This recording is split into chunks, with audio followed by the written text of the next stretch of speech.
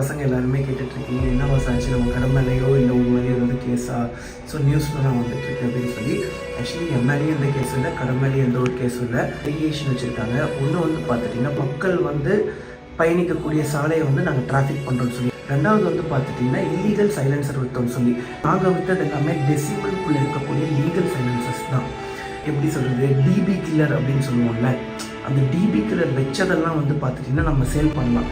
அப்படி தான் வந்து பண்ணால் நாட்டுமோ கிட்டத்தட்ட ஒரு 25 டேஸ்க்கு முன்னாடி வந்து பார்த்துட்டிங்கன்னா அதை சேல் பண்ணக்கூடாதுன்னு சொன்னாங்க. ஓகே, நாங்கள் சேல் பண்ணக்கூடாதுன்னு சொன்ன உடனே நாங்கள் எங்கள் கடையில் இருந்த எல்லா சைலன்ஸையுமே ரிமூவ் பண்ணிட்டோம்.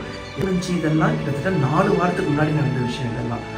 பட் நியூஸ் போட்டது இப்போ ஸோ இதையும் அதையும் சேர்த்து வச்சு ப்ராப்ளம் ஆக்குறாங்க. நாங்கள் வந்து மக்கள் பயணிக்கக்கூடிய சாலையை வந்து தொந்தரவு பண்ணல. தொந்தரவு பண்ணுறது யாருன்னு வந்து பண்ணால் எங்கள் பக்கத்தில் இருக்கிற டாஸ்மாக் கடையில் இருக்கிற யூசர்ஸ்.